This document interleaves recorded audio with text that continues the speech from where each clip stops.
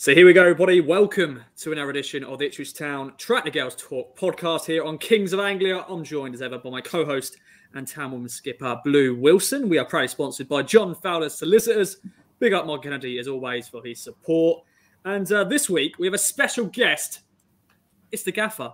Ipswich Town Women's manager, Joe Sheehan, is joining us. He is going to be doing a lot of heavy lifting on the pod because for a rare podcast, we weren't at a game, so he needs to share all the thoughts and all that. But let's bring in Blue. How's things with you? Hope your mum had a great birthday. It was her big 50th I saw, so I hope she had a good one, Claire. Big 50th. So it was a little gathering on Saturday night. So although I wanted to be in Bridgwater, it wasn't a bad one to miss because I did get to go and be involved with that. So that was quite nice. But yeah, what else have I done this weekend? Yeah, just chilled really. Obviously kept up to date with the Twitter updates. Was a bit worried in the first half, but we managed to put it around the second half. So yeah, all good. What about you, Ross? Yeah, very good. Of course, a big game on Saturday for the men's team. And then, Sunday was a rare day, not travelling to see the women's team play, some family stuff, and saw my niece play some football as well. So I still watched some women's football, but, very young football, under 10s football, but that was good. But enough of that. Let's bring in the man himself, Joe Sheehan. How you doing, my friend? Have you recovered from the Bridgwater trip / Super Bowl? I know you're a big American football fan. How's things? Yeah, hello to you both. Yeah, I'm doing all right. Got in about 10:30, and hour later, Super Bowl's on, and really good game. Enjoyed that as well. And then new week, and happy to be on your podcast that I very much enjoy listening to. That's good. Are you going to be listening back? Are you going to be able to sort of, or not? You're not going to be one of those people. Probably not. No, I don't think I listen to much of the stuff that I do. I quite enjoy listening to other people. So, yeah, maybe not. You might have one less viewer this week. Oh, got it. God, it's going to ruin our figures, but that's fine. It's fine. I'm sure we'll get that extra one to listen back anyway. Let's talk then about the game itself. So a 2-0 win, 3 points, clean sheet in the bag, a long journey. As I said, Joe, you're going to be doing a lot of heavy lifting because you were there in the flesh on the touchline. Just your overall thoughts on the win before we get into the nuts and bolts of the game. It's just an important win, I think, at this stage of the season. Difficult place to go, really difficult. And those that have played there or watched the game, they will know how difficult it is to win a game there. So, yeah, the first kind of thought is just, big win, really important, 3 points. And that's all that matters off the back of the weekend. And so now we have a bit of a break before another game coming up in 2 weeks. Yeah, indeed. And Blue, just thoughts on the win. We always know when we play a Bridgwater team, they've been close games. 1-0 wins the last 3 times we played against them. As you said, you're watching on Twitter, seeing what's going on. And it was a goalless first half. What was your thoughts when you saw that? I think I just mirror what Joe says in terms of it is a big win because Bridgwater, although they're sort of lower down on the table, they don't concede many goals. So it's always going to be tough. The pitch isn't ideal. It's not the cleanest surface. So after the first half, I mean, I was not concerned, but I don't know whether Kieran was. It's hard to tell when Kieran's putting the tweets out as to gauge who's got momentum and who hasn't. But I was very happy when Lucy O'Brien put the pen away. That settled my nerves a little bit, and then from there I was pretty confident that we could see the game out. But especially as we've got 9 games to go, so 3 points really important. Indeed, Joe, sort of give us some sort of info on the first half. Then it goalless at half time. As I heard, Sarah made a few good saves. What happened in the first half?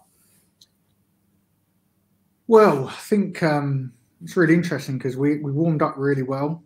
And I've had many conversations with our staff over many years, actually, about the advantages of a good warm-up. And some of our best performances have been off the back of having to adapt or stuck in traffic or turning up late, not a great warm-up. We warmed up really, really well.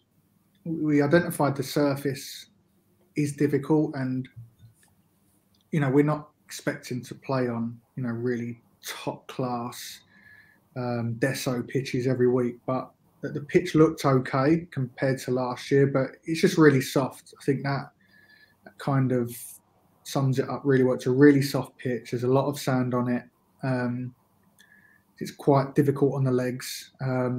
Even I remember jogging over to turn the VO off at half time, and I felt my ankle go a little bit. So yeah, you know, God knows how players are when they're running a lot quicker and changing direction. So that's not helpful. And it's really bumpy. It's really unpredictable. It's not level at all. I took a couple of photos actually of the corner flag, which shows a real kind of hill. So yeah, it's just about understanding that, and you know, it will be the same for everybody, but you know, it doesn't make it an even game just because it is the same for everybody, because everybody will have a different team, a different way of playing, and play to their strengths, and you know, ours doesn't always suit that. So we identified that we might have to adapt, and for whatever reason, we didn't quite adapt well enough in the first half based on how we had prepared to play the game. So we were fortunate to go in level because of the chances that Bridgwater had, but yeah, fortunately in the second half, you know, we did get back on track and managed to get what was probably a really important goal early on. And once we got that, I think it was quite comfortable. Probably could have gone down 2 or 3. I think we played the conditions a lot better, played the pitch a lot better, made better decisions. And yeah, it ended up being quite a comfortable win in the end. But again, it could have been a totally different story at half time. Yeah, definitely blue. You know, Lucy stepping up and scoring. You know, she won the penalty herself and scoring. I think we always are confident with Lucy when she steps up to take a set piece or a goal. And yeah, another good goal for her back-to-back games. Yeah, definitely. There's a bit of a toss-up to see if it's Lucy O'Brien or Bonnie taking pens, but I think they can both put them away. So either one of them I'm comfortable with. And I think the second goal as well was from a set piece, wasn't it? So finally we've got a goal from a corner. Finally, Ross. Yes, and Joe, I'm sure you're relieved as well as the gaffer. You know, Lucy O'Brien on that corner kick as well, and Tash leaping highest. Oh, actually, I haven't seen the goal, so I'm just making it up. But I can imagine she'd leaped highest and headed it. But yeah, what was that goal like? You've literally described it very well. Yeah, nice to score a set piece. We spent Friday really trying to dial into some detail and some, I don't know what you want to call it, you know, just a real appetite to, you know, head the ball in the goal. And I think our quality of deliveries have been pretty good of late from loads of different players. So it's just about, you know, attacking the right spaces and being really aggressive on your contact to try and head the ball. And, you know, we done just that for that goal. So, yeah, really pleased to get a goal like that because, you know, as we said, yesterday's type of pitch and opposition and game it was never going to allow us to play through pocket players and combine and, you know, move through the pitch really well. We was never going to do that. And once we understood that wasn't going to be an option and that we had to play the game a bit differently, you know, set pieces also play a huge part in that as well. And yeah, really pleased to score one. And yeah, probably should have had a third as well. I think Freya scored a really good goal from a cross that was given offside. I've not seen it back yet. I watched bits of the first half. I've not seen the goal back yet to find out why that was disallowed. I've got a feeling it might have been Tash in offside position in the goalie's line. But the linesman's given that, so I'm not sure if that would have been the case because otherwise I'd have thought the referee would have made that call.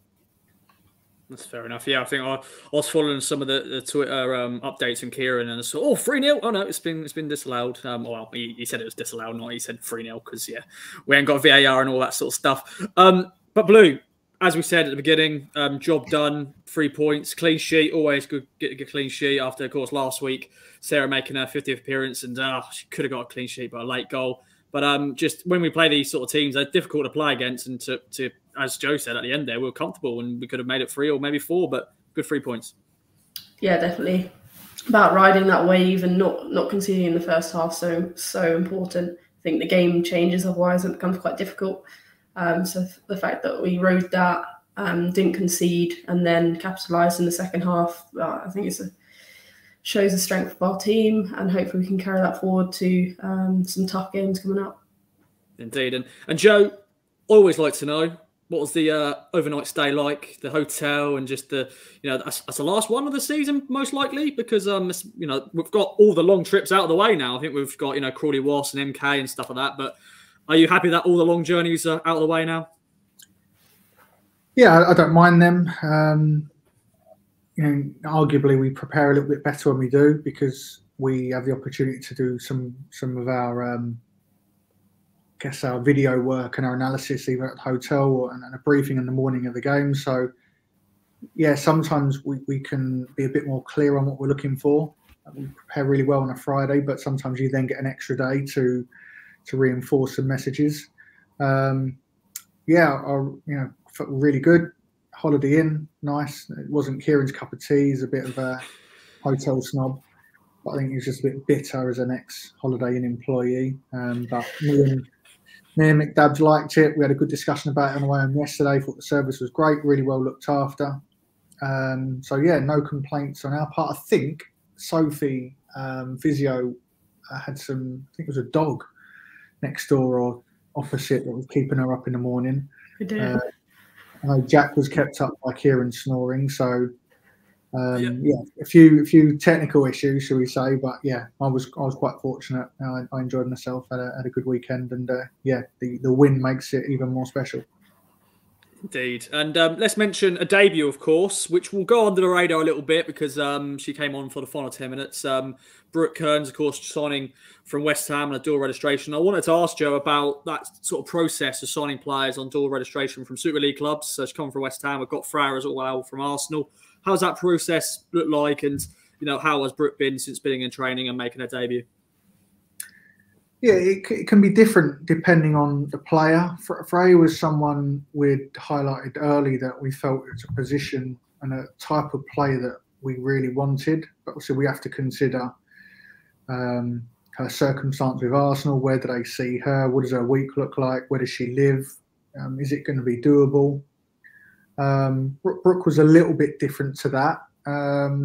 But yeah, clubs are, Arsenal were really good with Freya, and we have a really good schedule. I know she's been with us a little bit longer. Brooke's obviously a little bit different. She had been on the bench for West Ham in a few of their games and had a previous registration in the league below.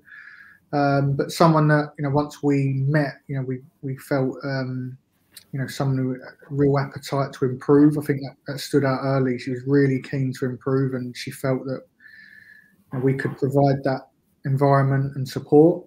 And then, she matched the kind of player that we've always wanted to invest in, young players that have a real appetite to improve. And whilst usually it's those that are homegrown, we know she's from the Northwest, but has relocated and lives down south now. So, yeah, that kind of married up really well. And yeah, just give us a little bit something different, really. And that's where we'll look at yesterday's game as a prime example that Brooke's someone who can play a little bit deeper, a little bit higher.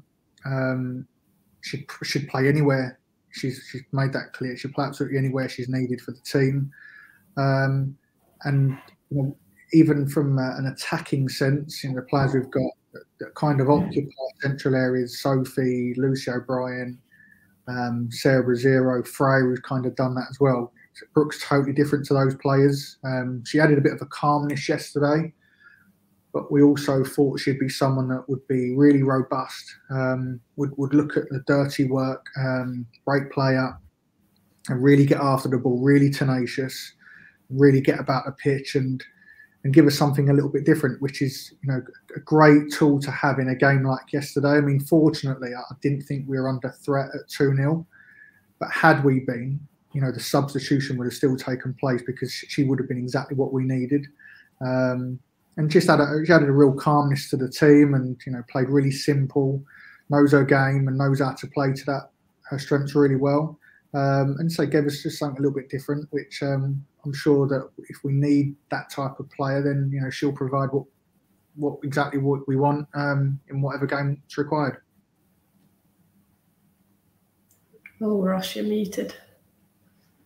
Rookie error. Oh, I embarrassed myself there, ladies and gentlemen. Anyway, we'll move on. Just so we don't need to. I can lip read. I read everything you said. I agree. Yeah, good Yeah, character. me too. Good character. Me too. Yeah, definitely. Well, let's segue out of the game and talk about the big feature on the podcast as always. 10 questions with, and we've mixed the questions up a little bit. So pineapple on pizza is gone. Me and Blue's battle is now finished. I think in the end it was a draw, Blue. I think.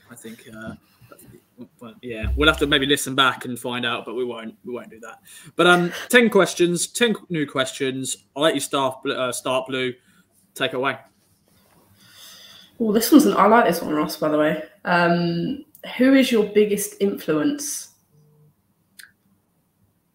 When I was thinking about that, I think it's really difficult depending on what kind of avenue you want to look at it. So yeah. When I thought about that question, I think there's kind of 3 different ways, and I'll probably go for all 3 because I can't actually determine who would be regarded as the biggest influence. Obviously, family, parents, grandparents, and granddad in particular is a huge influence, but more so as just a person and personality traits, and just doing the right thing and being a good person. I think is something that as I've got older, I've related to even more, and just trying to be really honest and be a really good person. I think it's really important. Obviously, sports side, I think my PE teachers at school, I even still speak to on the odd occasion now, and I just thinking, I just love these people. My PE teacher was just like everything I wanted to be. Great sense of humour, popular at the school, and just in awe of them really. PE teachers are the first people that kind of introduce you to so many different sports across a wide range of things, from athletics, football, to all sorts of stuff. And I really enjoyed my school experience with my PE teachers. And then from a footballing perspective and coaching and management, probably brought up in Dagenham and spent a lot of time at the football club when John Still was the manager, and was fortunate enough to be around a team that had progressed out of non-league to League One, and seeing how that team made those strides and how we managed them and how we utilised staff, and the unity of the group, and what they stood for, and how they coached. And that was something that probably really whet my appetite for coaching and management. We're going back probably 15 years ago now. So probably across those 3 things, school, family, football, couldn't probably separate. But they combined a huge influence on where I'm at now. Good answer, my friend. Good answer. And Blue, I'm putting you on a spot here. I knew you were going to do that, Ross. Yeah. So I will be back next week or whenever our next pod is, and I will tell you mine then, because I can't think of the spot, so I'm not going to answer it properly. That's fine. It's a good question though. I really like it. She wants to say me, but she won't say it whilst I'm here. That's fair. That's one. She's got many. I'm sure. Yeah, I'll answer half a question. I'd put Joe in there just so he's happy. There we go. Good gaffer. Yeah. Now, number 2 question, Joe. Your favourite thing to cook? Are you a chef, or what's your go-to? So I'm really good at a few dishes. I really enjoy it. So my dad spent a bit of time in Belgium, and there's a recipe called stovres, which is chips with beer and beef sauce. And I have the recipe to that, and I cook that really well, and I love it. Probably that would be something that I quite enjoy doing, other than I do a really mean bolognese, so that as well. Yeah, you can't go wrong with bolognese. Can't go wrong. Blue, Joe's already mentioned school. Let's bring up, maybe it will be PE, but take it away. Yeah, I'm going to assume it is, but we'll go for it anyway. What was your favourite subject in school? Do you know what? Yeah, PE is an obvious answer, but yeah, for the benefit of the pod, I quite enjoyed English. And looking back, geography as well. Now, I didn't probably really embrace geography. I think it can depend on, I guess, your year group, your teacher, and whether there's like a real moment that makes you really warm to that. So I've quite enjoyed traveling in countries and capital cities, and I'll even watch now on telly I don't know, a random train ride through Chile, you know, and I think, oh, I quite like this. But English, yeah, I can remember Of Mice and Men was a book. I don't know if it was just I don't know if that's still going now, but I remember still going. being obsessed reading Of Mice and Men because it was part of my GCSE.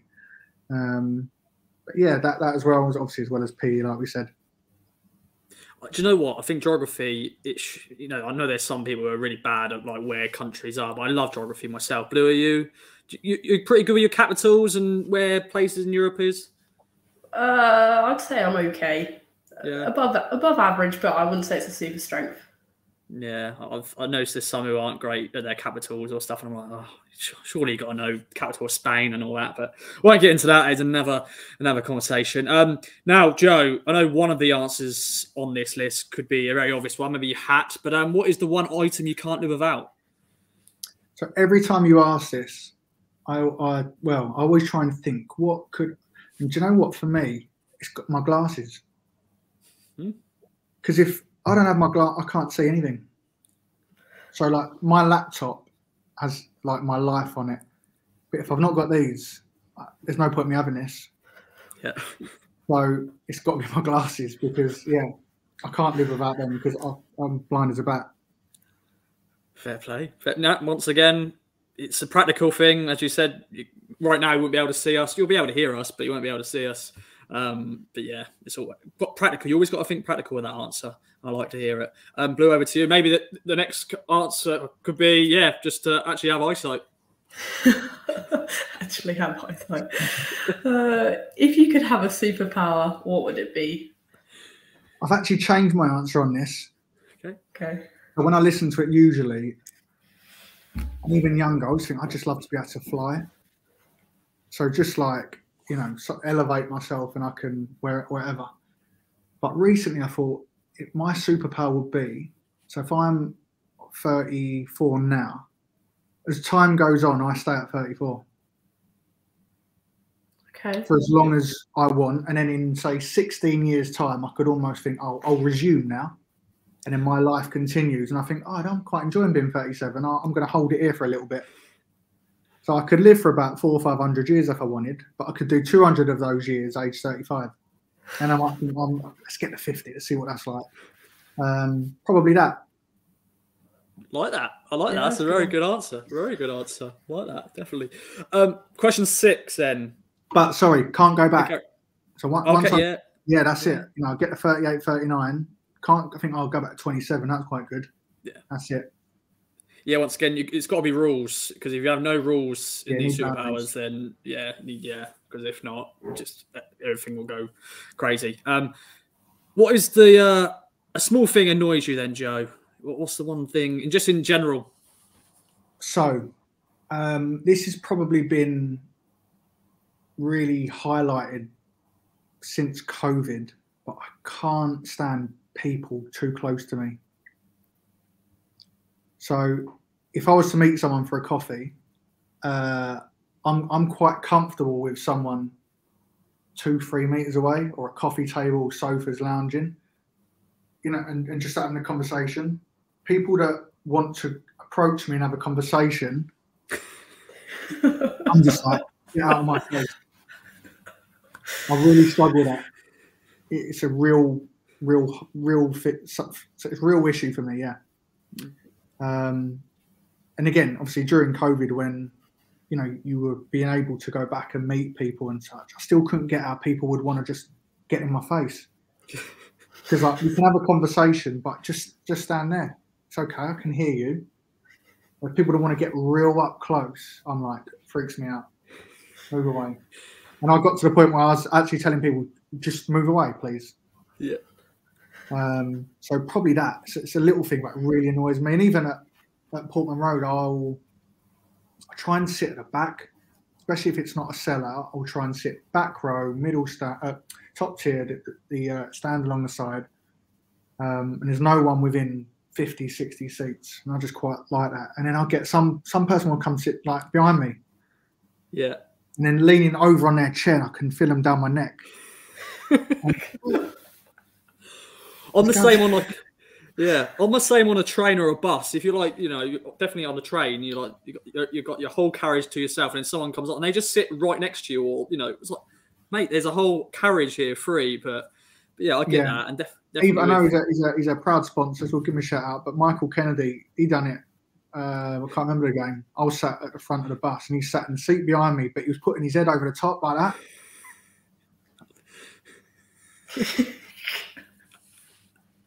And I was like, I'll move, shall I?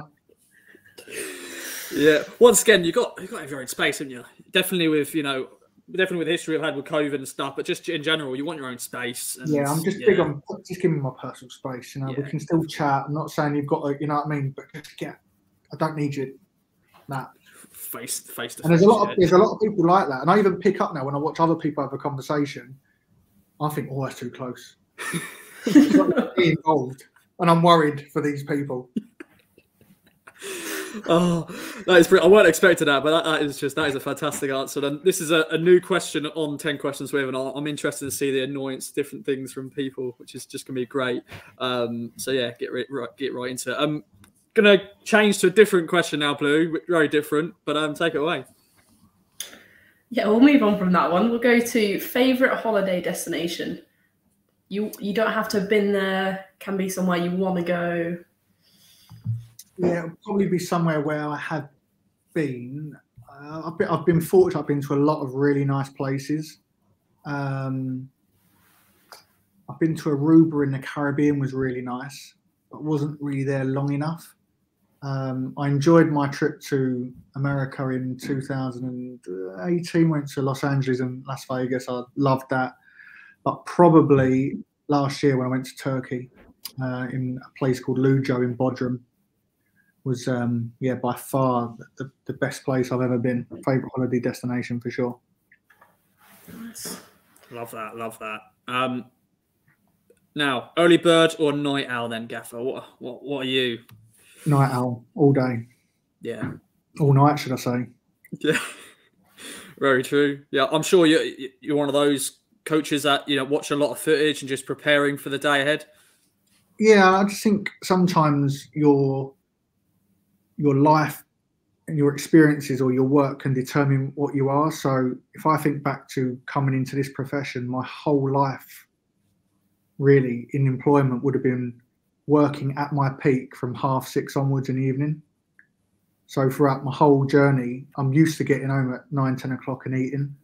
And then talk about adrenaline and reflection. And so I've kind of become accustomed over 10, 15 years of having to be at my peak quite late. And yeah, I tend to just get a lot of my best work out, really, which I don't mind because, we train obviously in the afternoons, but don't get in at 7, 8 o'clock. Because I tend to do a lot of the work. If I was to get in at 7, 8 o'clock, a lot of the work I would do, I tend to do at midnight, 1, 2 o'clock. And I quite prefer that. I feel much more prepared for my next day. Because a big part of what we're doing now is so much reflection on the previous session, let alone game. So I don't feel like I can have a session on a Tuesday and then attack Wednesday without reflecting on Tuesday. I feel like I need it to be something fresh. So because of that, yeah, I just have to do a lot of work late. And I don't mind it, to be fair. I'm with you on that. I'm a night owl as well. Where are you, Blue? Are you a night owl or an early bird? Night, definitely. Definitely. Yeah. Like, do you know what? Me and my girlfriend last night, we decided we're going to put an alarm on to wake up early, go out for a nice walk in the morning. We decided 6 a.m. It didn't happen. It didn't happen. It came on and we just went, nah, goodbye. And then we're up at 8. And we still went for a walk, but we're trying our best to wake up a bit earlier. But I don't know, maybe it's just your body's just not used to it. I get up early if I've got something to do in the morning, but I just can't do it if I know I'm just getting up just for the sake of getting up. I think your body just wants to let you sleep and sleep. So yeah, I'm a night owl too. Over to you, Blue. This is now. I've got my answer to this, Blue. I'm just going to chuck out there. Of course, it is to learn to drive. That's one skill I need to master. But yeah, I just thought get it out there before the jokes come in. But yeah, take it away. Ross, you've got time. Don't let anyone pressure you. Yeah. What skill would you most like to master?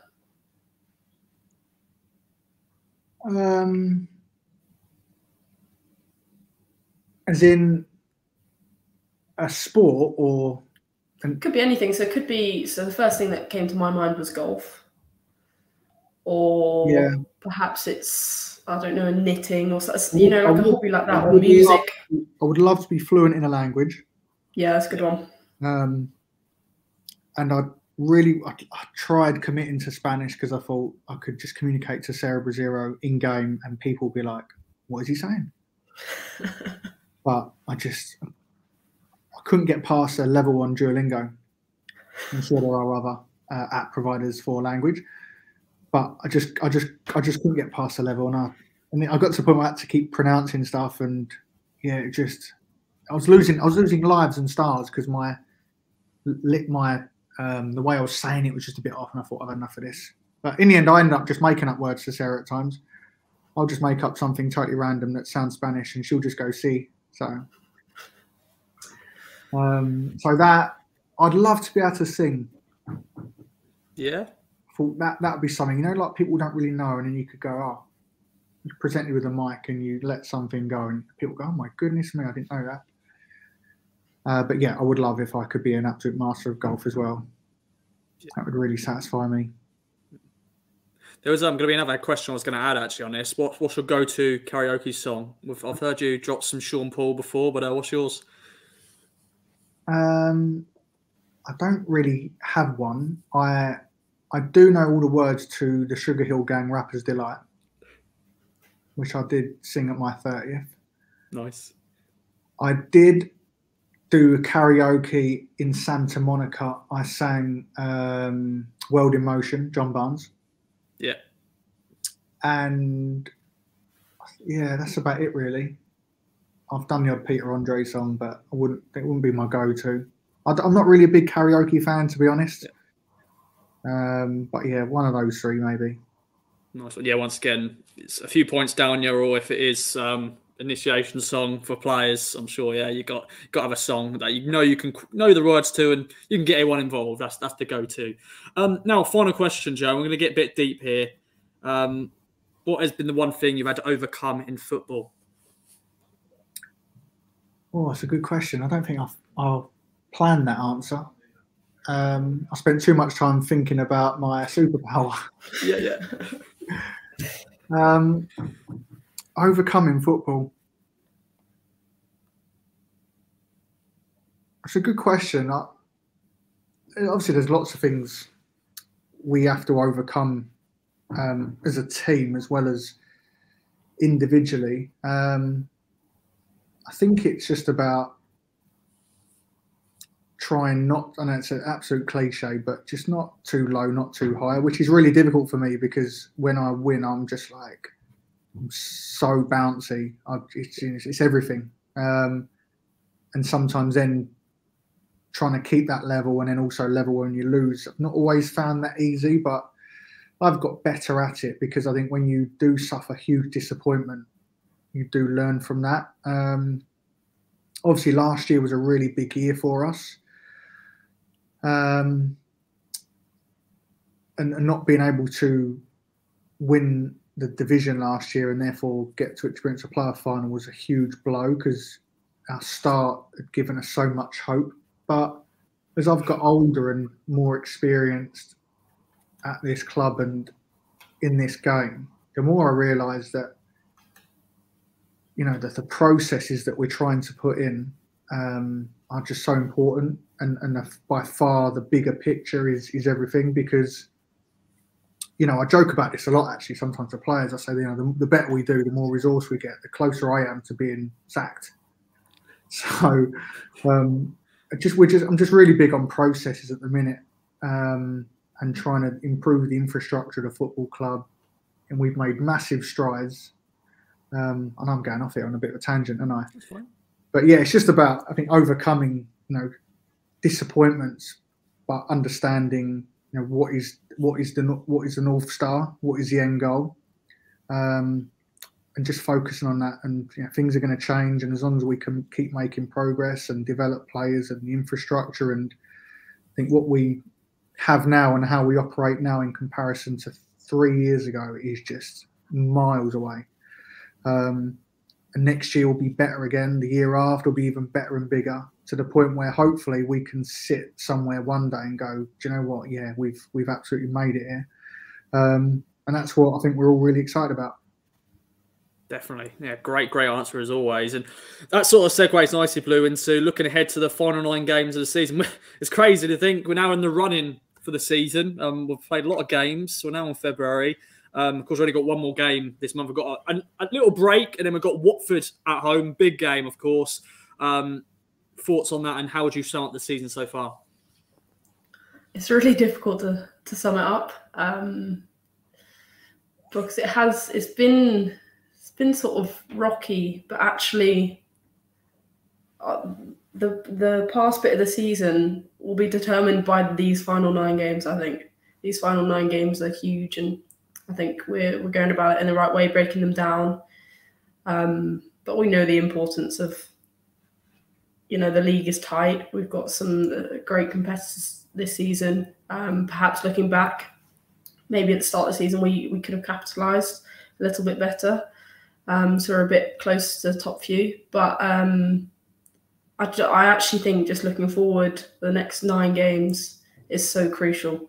So although we've taken learnings and we've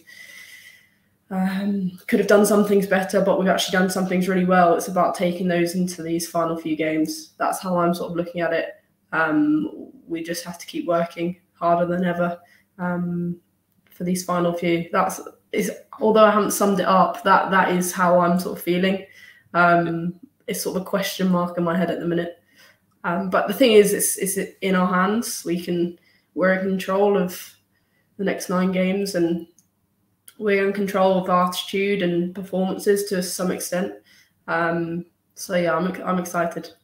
And just on, I think it links up to my last answer about overcoming challenges. And I don't think people will realise the challenge we have because of our reputation, because of what we've achieved, because of the news stories that we've created in the last 4 years with FA Cup runs and giant killings and winning, obviously not winning, but progressing out of Tier 4 and then a quarter-final last year. The weight that we carry is quite significant for our level.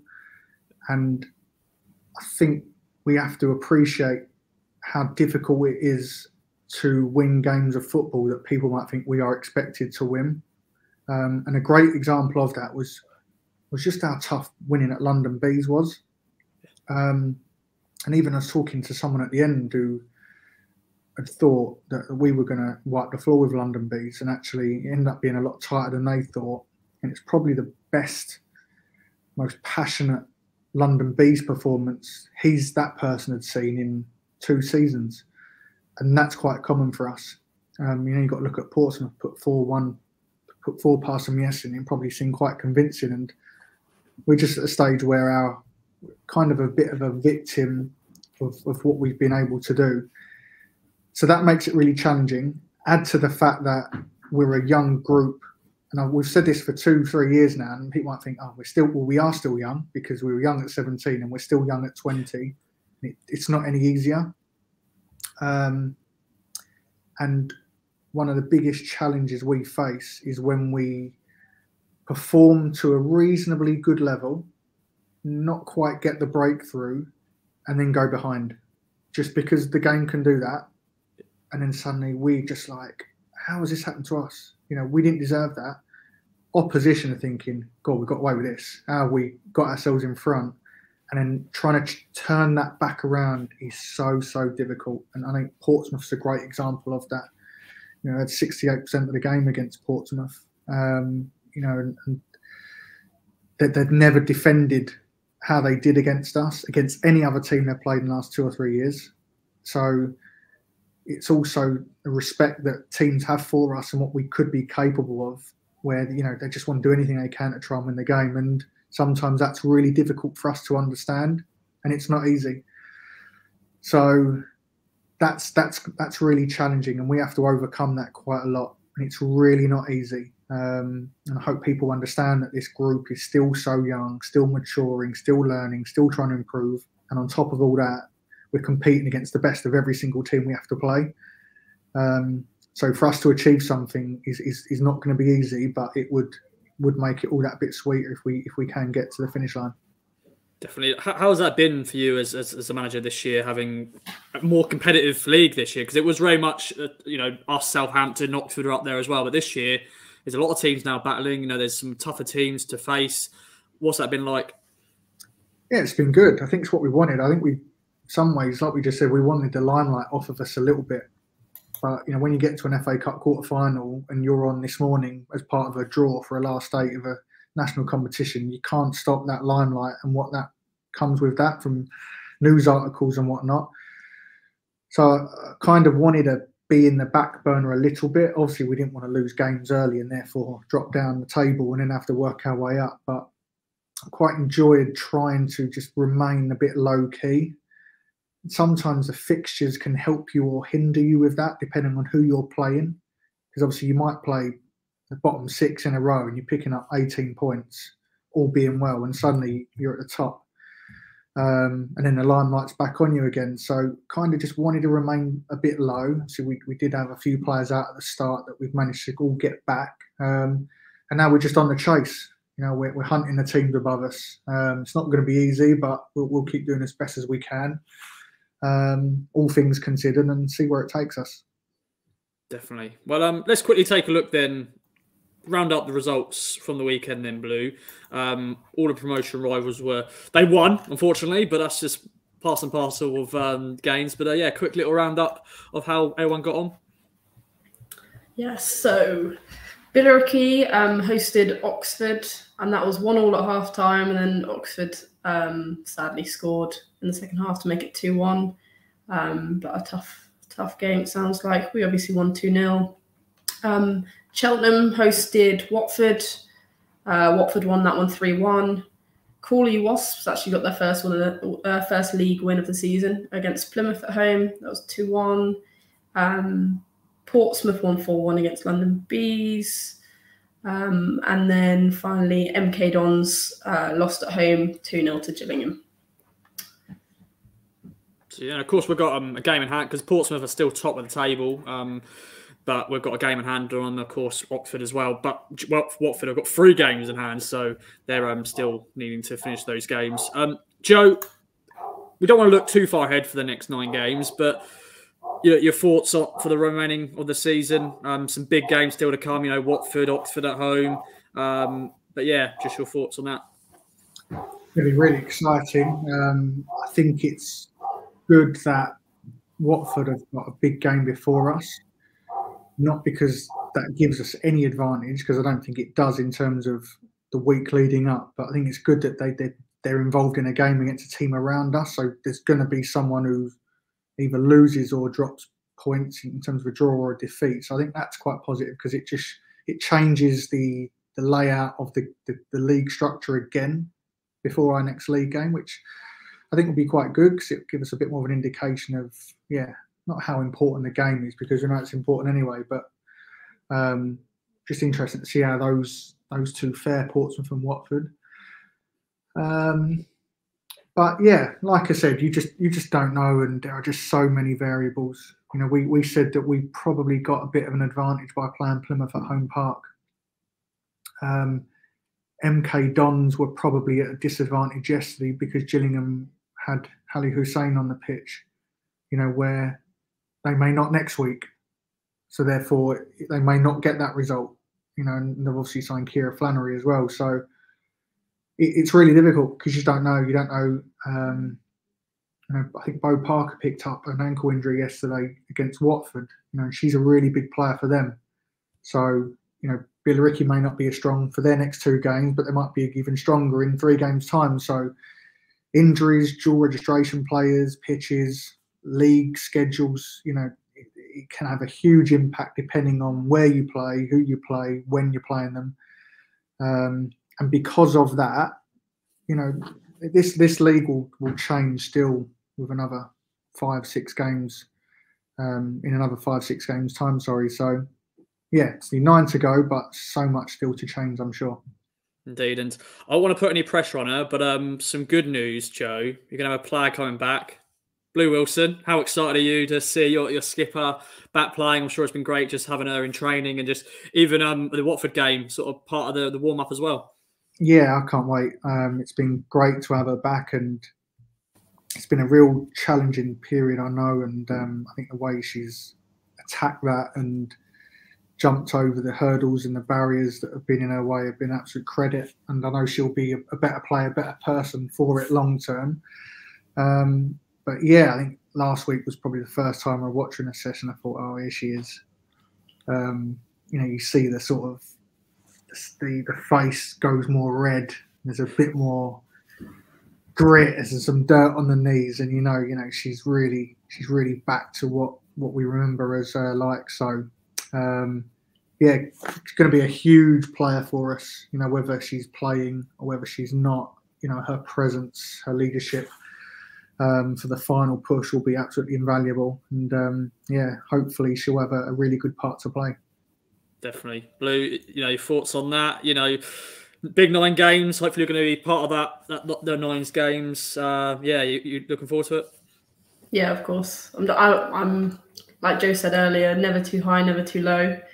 So I'm trying to sort of mediate the emotions until I am back, and when I am back. There's still a long way to go, and actually the midfield area of our team is, I'd say, probably the strongest area, so it's going to be tough to get back in, but yeah, I'm focused on week by week in training and trying to get more and more rust off, and then hopefully in a couple of weeks' times I'll be ready, but I can't wait, but I'm just trying to sort of level myself a little bit, because you know what happens when you get too high or too low. I think it's best to level.